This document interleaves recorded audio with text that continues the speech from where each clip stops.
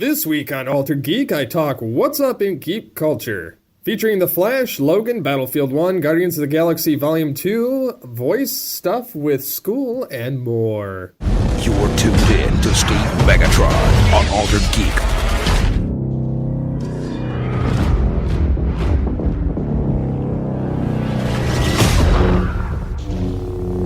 Hello, and welcome to Altered Geek. I'm your host, Steve Megatron Phillips, and in this episode, I'm not joined by anybody else.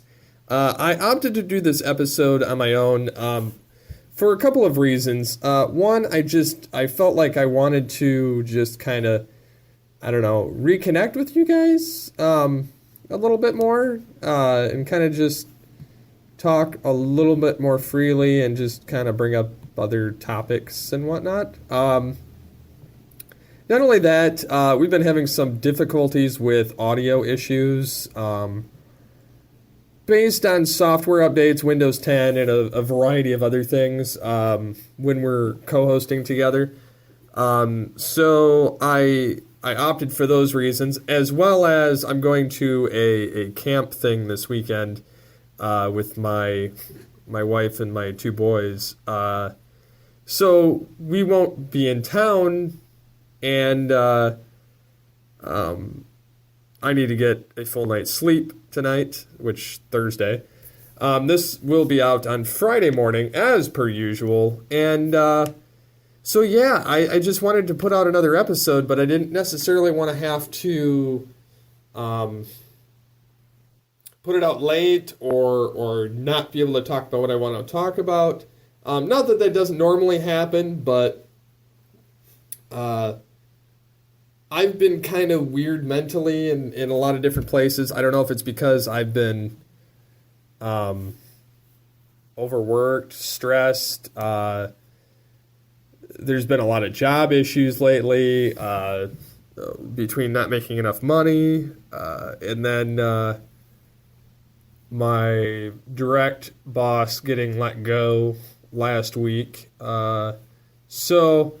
yeah, I mean, it's been a variety of things, so it's been really weighing on my mind. Plus, I got a bunch of school projects coming up, and then various things with Geekcast Radio and Altered Geek I want to accomplish that are on my mind. And so yeah, I've been doing all of these things. We recorded an All Things Transformers, which was nice to get back to that a little bit. I kind of miss doing that show a little bit sometimes and occasionally get the itch to do Transformers, so I'm kind of glad I didn't ultimately kill it, even though I've killed it like 3 or 4 times. But yeah, like, I don't know how you guys feel, but like occasionally I just feel like I get overloaded with like things between the internet, TV, my phone, games. So I've been trying to kind of take it easy a little bit, even though it's been a little difficult. I've been wrapped up playing the Transformers Earth Wars on my phone, and managed to blow probably about $30-40 on this stupid game. More so because I wanted more robots to fight with and upgrade faster. I'd say it's probably, it's somewhere in that range. But anyways, I never spend that on a phone game. It's because it's Transformers. Transformers is one of those weak points I have. Just like getting the Masterpiece Optimus Primal that's coming in the mail sometime this month. Or beginning of the next month. I'm a sucker when it comes to Transformers. I don't know why. Like any other franchise, like even if it's Batman, like some of the stuff I want, but I just can't pull the trigger on it. And if it's Transformers and if it's a character or if it's something I really want, I have a hard time not getting it. And it's I don't know, it's really odd to me because I've never even thought about it like that before. But, so yeah. So first up, I'd like to say that I've seen the new trailers for the new movies coming out, meaning Guardians of the Galaxy Volume 2 and Logan. Guardians of the Galaxy Volume 2 I thought was really well done. It's very reminiscent of Guardians of the Galaxy 1's trailer. Plays the same music in the background of Hooked on a Feeling. You get to see them all kind of coming back together. You get to see various new scenes. I don't know the blue guy's name. I don't know half their names, so just bear with me. But I know Star-Lord, Groot, and that's about it. Pretty pathetic. I did enjoy the movie when I saw the first one, so the second one does look like it's going to continue in that vein and be very fun and actiony. And it kind of there's a scene in the trailer where you can see Star-Lord kind of having a moment with one of the other male casts of just kind of explaining things, and the guy's like, "Oh, do you need a hug?" And then he gives him a hug anyway, and he's like, "I didn't need a hug." And it's just funny because you can see them becoming more family as the series progresses. So, but yeah, that trailer looked really good. Moving on to Logan, which came out this morning. I saw the old Patrick Stewart image, which makes him look a lot older and more mentally gone than he should be there. And then you get to see Logan, who looks really old. Not quite as old as like old man Logan, but he's pretty close. He's got a lot of scars on his back, his face, all over him. He's got full facial hair. So yeah, it looks really cool. You get to see Logan explaining to Professor X that pretty much all the mutants are gone. You get to see the Reavers. You get to see the child, which is suspected to be X-23. They don't show any claws come out of her. Logan does say, like, who is this? Or, and Charles says, you have more in common with her than you know. And so it's kind of interesting. And then you get to see, like, her hold Logan's hand at some point. You get to see Logan with like blood all over him. You get to see his claws. You actually see him slashing people. It's going to be very dark and very rated R, but I think this is probably going to be the most realistic Wolverine story we've gotten so far, with the claws and with everything else, and very much in the vein of the Wolverine. In tone, I would say. But I would say that this one's going to be better because they're allowed to do a lot more with it being rated R. You get to see a nice little car chase with Xavier in the back of a pickup truck, like in the back seats of a crew cab, and Logan driving. And it looks like a lot of fun, and I'm really looking forward to this movie as well next year.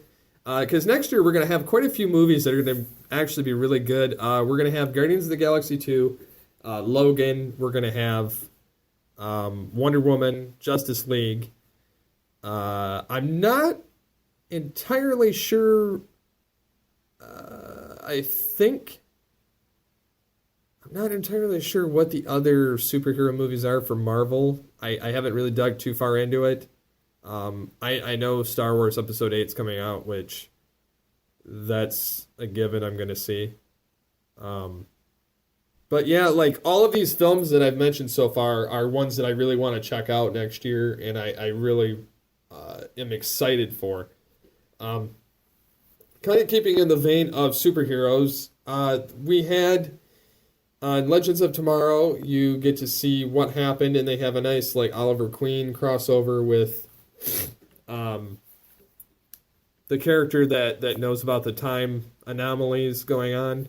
With history, and they find Heatwave in the bottom of the time ship in the water, and they go rescue him, who's in suspended animation, but they can't find Rip Hunter, and the rest of the cast is scattered. And they slowly rebuild the cast, bring everybody back, and then they get captured by the Justice Society of America, which will lead to a nice tipping off point. On this episode that starts, it'll have already come out by the time this episode comes out of Altered Geek, but I can't wait to check that out as well. Supergirl keeps upping its notch. I think that it's managed to go from like the bottom of the barrel of, or like middle ground of the superhero shows, because let's face it, as far as like DC stuff is concerned, because I don't count Marvel, I don't watch any of the Marvel. I used to watch Agents of S.H.I.E.L.D., I don't watch it anymore. Supergirl has managed to up its game and do better than season 1 for their season 2. And I didn't think that was possible, but with moving to CW and the more expanded range that they've been allowed to touch on, they've managed to accomplish a lot. And the evolutions and the kind of way that they gave people new jobs and new scenarios and they switch things up from season 1, it's like a totally different show with the same characters. So I really like what they did there. So it's not going to get stale at all. And so I think the move from CBS to CW seemed to work out really well for them. Plus, this Superman, I think, is the most likable Superman since Christopher Reeve. And I've seen that posted all over the internet, and I didn't believe it until, like, watching the first and second episode of this season. And I feel like this iteration of Superman seems to be, I don't know, the most realistic Superman. Like, it's not the Henry Cavill. And yes, Henry Cavill has the build for Superman in a sense, but Superman's never been about the muscle. He's naturally had it because of the sun's rays on his Kryptonian body. But you get to see Kryptonite, you get to see Metallo, you get to see Supergirl and Superman having to fight together with Martian Manhunter, which is awesome. And yeah, it's a really really cool show. They've got Cadmus in there now, and I've been really surprised by it. So it can only go up from here. Moving into Arrow, I feel like that they've, with the Flash, and Mike Powers and I had discussed this a while back, that that we were hoping it would change something with Arrow. Well, it did. It created new scenarios for John Diggle, whereas a lot of the other characters weren't affected, which it still remains to be seen how John Diggle specifically got adjusted when he really didn't have that close of ties with Barry Allen. But he ends up in jail, and he has a son instead of a daughter, which rings true with the Legends of Tomorrow 2046 episode, where you see future Oliver Queen with one arm, and he's still the Arrow, and you got John Diggle Jr. playing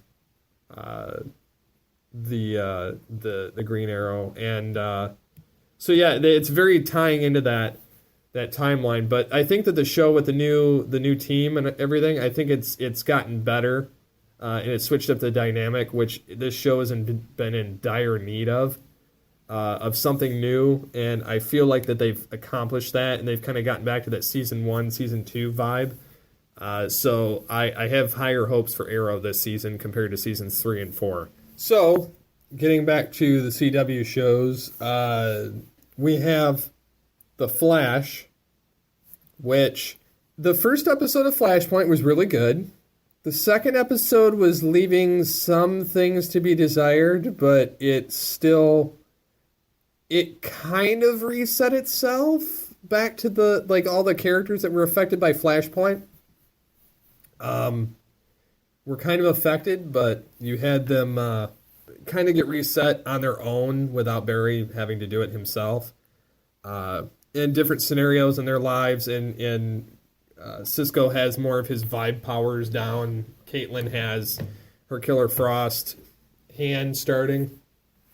And then you have, with episode 3, with Magenta, who was created in a direct thing because of Dr. Alchemy, who is another correlation in Alchemy, Magenta, the Rival, are all remnants of the alternate timeline crashing back in on the main timeline with what Barry's had happen. So like essentially this third timeline here where Barry's managed to put himself, they have the breach open back up from Earth 2, and Harrison Wells steps out with Jesse Quick, who's got super speed at the level of Barry Allen. She can run as fast as him and has essentially gained as much as he has in the last 2 years, which is kind of insane to me. But she was hit with different matter than the particle accelerator. It was like dark matter, so it affected her differently. And you have Wally West trying to jumpstart because Jessie almost got hit by a car to get her powers going, and Wally West is trying to do the same, so she has to save him, and then they're constantly lecturing Wally in this episode, which is I get it, but it's annoying. He'll get his powers, I have a feeling, around some point where Jesse or Barry are in trouble. So I have a feeling we're going to end up with 3 speedsters at some point. And Jesse will probably go back to Earth 2 at some point. But I'm thinking for a while she's going to hang around, kind of like the Superman thing with Supergirl, who also by the end of episode 2 went back to Metropolis. So they gave her a costume, which we don't get to see on her, but it'll be on her in the 4th episode, where we have the debut of Mirror Master. Captain Cold returns, since there's an anomaly now and he isn't in with the Legends. That version of him is dead, and this other alternate version of him is here. So it makes me wonder with the Flashpoint, the little changes, if Barry caused every series to have some kind of a ripple effect, in that with their planning by the end of the seasons last season. I'm wondering if that's the reason why certain things happen the way they do, but I can't really clarify that any. I'm kind of curious to what you guys have to think on all this stuff with the CW and how well they've done so far. And honestly, like, if there were somebody that wanted to kind of record a small clip of like the Marvel stuff to kind of give everybody a viewpoint, because I feel like I'm heavily biased on DC and CW stuff. And it's not that I dislike Marvel, I just don't care for any of the characters, because you have secondary and tertiary characters on the Marvel front on all their shows, as opposed to CW, who has a lot of the level 1, level 2 tier people. I mean, we have Superman, we have Martian Manhunter, we have The Flash, we have Supergirl. We have Supergirl and Green Arrow and Atom are kind of second level. Atom's borderline third. But we have a lot of these first, second, and third tier people on DC's side, whereas I have no emotional connection to any of the Marvel characters that are on cable television or Netflix at this point in time.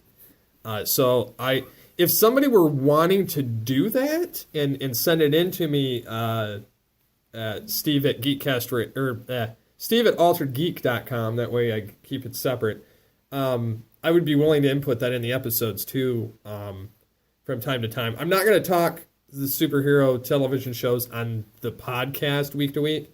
I am planning on doing something with my YouTube channel and doing more or less weekly updates, like a 10-minute episode, weekly updates on the YouTube channel. And I have created a title for this.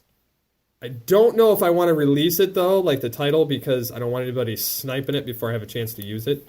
And I'm not saying anybody here would snipe it. I'm just saying I seem to release ideas and names of things out into the interwebs, and they get swallowed up by somebody else that's bigger than I am. Point being, I had a website called The Hub back in the day, and it got swallowed up by Hasbro and became The Hub, the TV station. And then I've had I had Tabletop Enthusiast, which was called Tabletop for short, and Geek and Sundry had a video show called Tabletop. And I seem to have all these like ideas of things, but because I'm not one of those like celebrity driven websites, it's fair game. So, which I get it. I mean, you find somebody smaller than you and you use it first, or use it after them, and they just end up fizzling out. You just keep going with it, then it becomes yours. So I don't blame them. I say that a lot of my ideas end up someone else's at some point. So yeah, it's been fun moving back to the other stuff, watching how the shows have kind of gone to this point. And so yeah, I'd love to hear what you guys have to say about the CW shows, and how well they've gone so far. And I cannot wait to see more of the seasons. Finishing out my superhero talk, Deadpool 2 is having fun with rumors for an actress shortlist for Domino. And I'd be curious to find out who you guys have selected out of this list. They have reports of Mackenzie Davies being considered for the role from *Halt and Catch Fire*. I'm not familiar with her.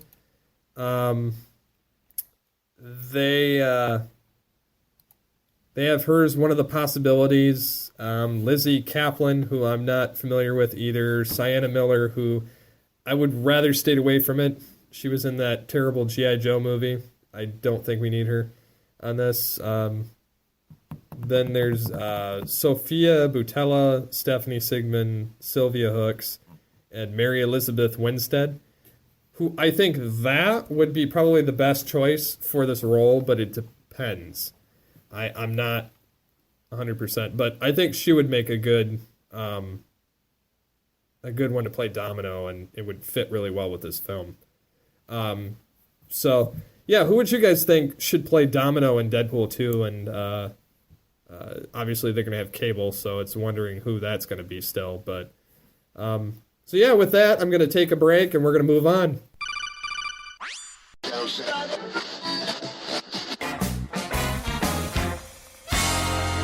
Welcome to the Wicked Radio Network. Want to interact with the show? You can contact us in the following ways. You can call the voicemail line 502-526-5821. You can email us feedback@geekcastradio.com. You can visit the episode post on geekcastradio.com or alteredgeek.com. You can get a hold of us on Twitter @alteredgeek. Look for us every week on geekcastradio.com, of course, Stitcher Smart Radio, iTunes, Blog Talk Radio, and alteredgeek.com. And now, back to the show. So as you know, last week, EA came out with, they had EA Access, which for $5 you can pay per month, and play games that are exclusive to Origin or EA, their basically their Steam service. And they had Battlefield 1, which you could play first on EA Origin on October 13th through whenever, until your thing expires. I did the 1 month of it so that I could start playing, and they let you play for 10 hours on the trial version of Battlefield 1, which is essentially, they install the full game, and in order to unlock it, you just have to pay. But it's $59 for the game, and I don't have $59, so yeah, I paid the $5 so I could play 10 hours of the game. Any progress you keep in the game goes towards the full game when you get it. So I didn't feel bad about doing that. That I was perfectly okay with. And they do give you a discount for that amount of money they give you like a 10% discount, which essentially is the $5, when you go to buy the full version of the game. So it remembers that. But, so it'd be like $53 for me at this point. I still can't part with $53, so that's going to have to wait. I really love the game, and I love the new levels. They've got a level that reminds me of Operation Locker. They've got one that reminds me of Operation Metro, which are two of my favorite levels. There's one where you have like mountainsides and there's a bunker with a giant turret. And you can climb inside this turret in this mountain and shoot across the map and destroy stuff. And it's got this huge boom. And so I was playing with my dad and a bunch of my teammates from the Fast Action Response Team, a.k.a. FART, which is our Alliance team name. And so we're all down in this bunker, and there's 3 of us down there. There's maybe 4. There's 2 doors into this bunker, and then there's the person in the middle, kind of off to the side, who's running the turret. So we're all there making sure we keep the base captured, we keep the turret, and we keep them out of the bunker. So I've discovered really quickly that although I was not good with the C4 in Battlefield 4, because there's so much high-tech technology in it, the dynamite, which is the equivalent of the C4 in Battlefield 1, you still get 3 sticks of dynamite. I love it because I wish that you could combo that with like the Claymore tripwire. They have tripwire in this instead of Claymore, which is the old school. But I throw like dynamite in the doorway of the side that the guy's not covering, and I wait until I see them, like the whites of their eyes essentially. And I love throwing the dynamite in the doorway because usually they come in squads of 2. They almost always come in 2s, the people that are coming in the doorways. And I manage to detonate usually while they're starting to shoot at one of my teammates, and I blow away whoever's there. And then I stick another stick of dynamite because then they come in another squad of 2. And then I blow them away. And usually, and I have like the anti-tank grenades, which you can throw. They're like a giant stick, and you just throw it and they boom. Really big. Not quite as big as the dynamite, but smaller than the mini frag grenades. So I usually have 2 frag grenades, 2 tank grenades, and then 3 sticks of dynamite. And then I have, of course, my machine gun or shotgun or whatever I have in the game. So usually I'm able to hold it until one of my squad mates can respawn on me. On the rare occasion where they swamp it from both doors, I can't obviously defend that. So... But yeah, it's been really fun doing that level. I've really loved playing the game. The desert level that was in the beta, I'm pretty decent at, although it's gotten to the point now where it's not like a sniper fest like it was in the beta. It's people actually playing the game and the objectives, and it's gotten to be pretty interesting. I've had a lot of fun with that, and one of my favorite things to do is get guys from the opposite team trapped in a building and blow it up so they just get crushed by it. That was kind of the same thing I did in Battlefield 4, but so I do that. I've got the tripwire that's got the flames that shoot out from it, so if you don't get them with the flame or with the tripwire, the flames that catch them on fire after the fact will take them down. So yeah, I've had a lot of fun playing BF1. It's definitely one of my favorites. I've been meaning to record some of it while I still have the thing. That way I get a bunch of footage in high def, because for some reason when I stream it, I don't get as high def as I should. And I think it's because my internet connection kind of sucks. I have a 25 megabyte download speed internet connection, but I don't think it's good enough for streaming. So... what I'll probably do is I'll probably capture a bunch of it to my PC and essentially just edit it down into smaller clips. So I don't know if you guys have noticed this. Last week I also published a good idea, bad idea, which we talked about it on a previous episode of doing that for my school assignment. And I published it, and you can find it on my social media. But I did the good idea, bad idea on politics, and it says good idea, letting your voice be heard. And then it says bad idea, letting your voice be heard, or not letting the voice be heard by the one you want. And then it shows like Hillary and Trump. And mind you, I dislike all the candidates for president. I dislike all of them equally. They're all terrible. However, it's a battle of lesser of two evils. And the independents, unfortunately, are not very well informed. They're about as informed as Trump, and that kind of makes Hillary about the only qualified one for president. And I still don't like her, but it's this presidential election is horrid. And the debates are just, it's like throwing crap at a wall to see what sticks. There's none of it's like watching one of Trump's reality shows. Again, moving aside from that, I did this on the politics thing of it, and then I said, not letting your voice be heard by the one you want, meaning you should go out and vote. And I have like a city that I did the green screen, and I have like a nuke go off in the background, and it blows up, and it says, "Let your voice be heard. Vote. November 8th, 2016," and blah blah blah.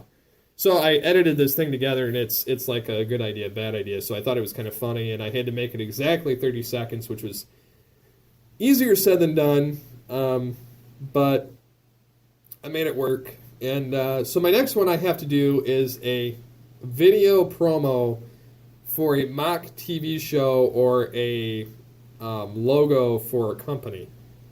So like essentially I could do like a 30-second, which a company normally doesn't have a logo just come up for 30 seconds. Like it's normally like 5 to 10 seconds and then they're done, or 13 seconds. Like it doesn't go to 30. There's think about watching intros to movies. You see the Paramount logo go across, it's like 10 seconds, maybe 12. But so I made like the Altered Geek intro for my YouTube channel, and it's 14 seconds long, and I'm thinking I need to stretch this to 30 to 60 seconds. And it has to be 30 or 60 seconds. So I'm trying to think of how I can stretch it, because I can use footage from like my gaming. I can use footage from like me doing voiceover. I can use footage from me editing, doing stuff for the podcast, for the network, for graphic design, whatever. But I have to actually record myself, which is going to be a little bit difficult while I'm doing the work. So I'm going to have to set up a camera on me while I'm doing it. That and edit it together and figure out how I'm going to use effects with it. And it's due on Halloween, which I'm not really looking forward to, but that's going to be a fun project. So, moving on. So, Nintendo has just revealed information about their Nintendo NX, or the Nintendo Switch. And I saw images of this being shown off. Essentially, what they show is the console, this guy playing a console. And he's got a controller that's very reminiscent of like the Xbox 360 or Xbox One controller for Nintendo, and it's got, if you mix basically the and I don't know what the Wii U uses. I've never even touched a Wii U, so maybe once at a convention, but they show this box that's kind of about the shape of the Wii. And it's black, and it's got this little holster in it. It's got this piece that sticks out above it. And it's got 2 spots for what looks like HDMI in the front. And it's called the Nintendo Switch. And what it shows is you can take parts of the controller off of itself. And when you want to take your console and your gaming from your TV, rather than having a separate giant piece, because you have the regular controller, you take these 2 pieces and slide them into this little narrow TV screen, much like the pad that goes to the Wii U, and you take it out of the console. It pops out of the console, so you can keep playing the game you were playing on it, because the game essentially is hooked into that. And you can play it on there, or you can pop the controls off the side and put the kickstand up in the back and still use the controls and play the game on it. And it looks like it's got cartridges like the 2DS or 3DS have, albeit a little bit thicker, a little bit reminiscent of like the old Game Boy cartridges or Game Boy Advance, but they're about the size of the SD card ones that are the 3DS. It looks pretty cool. I'm optimistic for it. And they show off the graphics a little bit, and they show them playing like a open world, like Legends of Zelda type thing. He's on a horse slashing at people, kind of like you would do in Battlefield 1.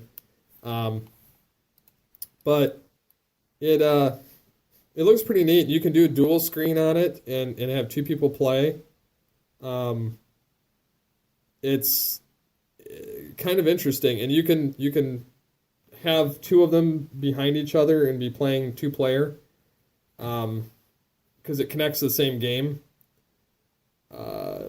Or you can, again, attach it to the console piece and play it on your TV, or take the pieces down and go down and play it wherever you want to play it.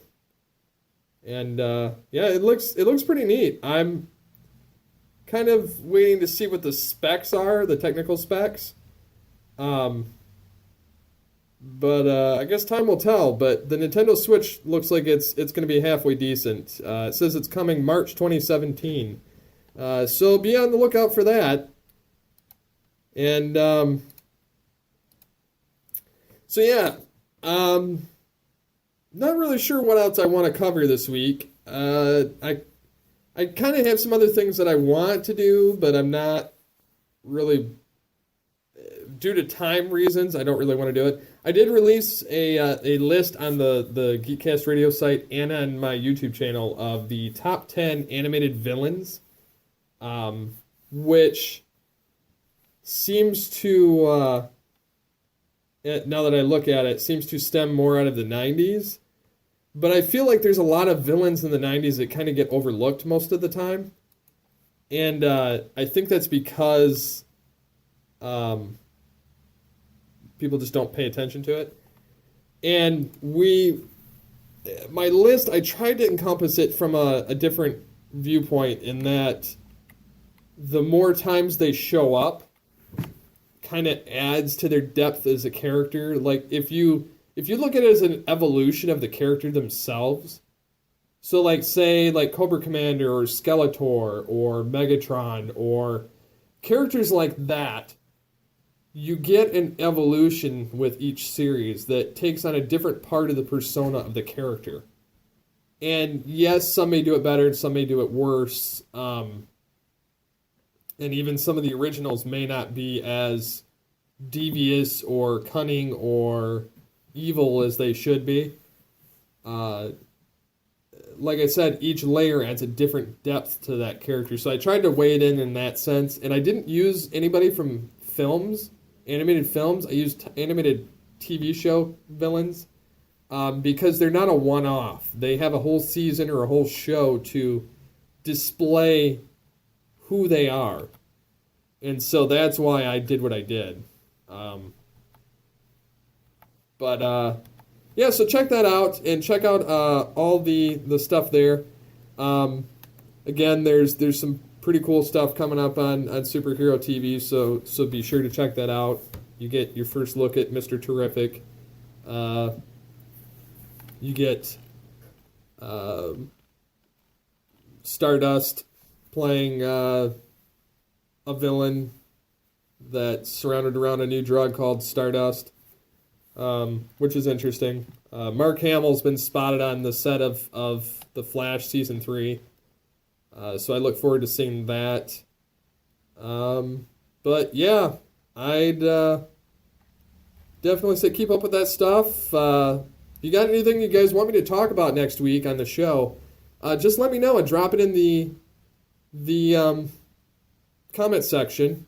Holy crap, just saw an image of Logan International trailer showing that it's absolutely rated R, because you get to see Logan take his blades and shove them through somebody's chin and go through his skull.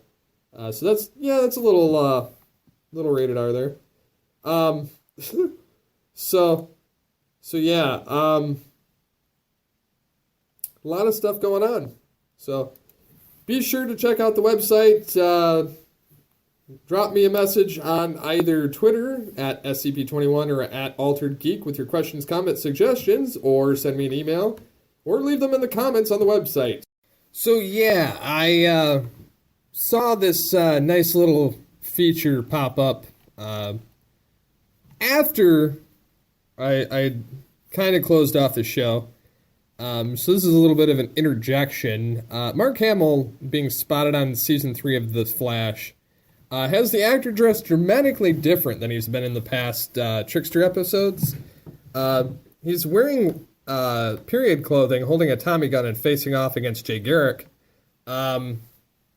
So he'll be playing the Earth 3 version of the Trickster and not the Earth 1. So it says that this is the first time that he'll be playing, Flash against Trickster of, the John Wesley Shipp version. So, yeah, it says you'll get to see John Wesley Shipp playing the Flash again against the Trickster of Earth 3.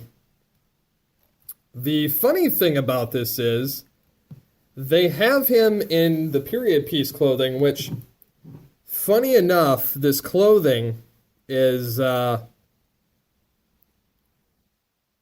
don't know how to say this without really getting spoilery. It's very reminiscent of the Joker on purpose. Like it's got the striped jacket on the outside, very much reminiscent of his animated series purple costume, and then the a lot of the undershirt stuff going on. His face is painted white. He's got purple lips, purple eye sockets, and purple hair instead of the green that's reminiscent with the Joker. So I'm wondering if they're doing this on purpose.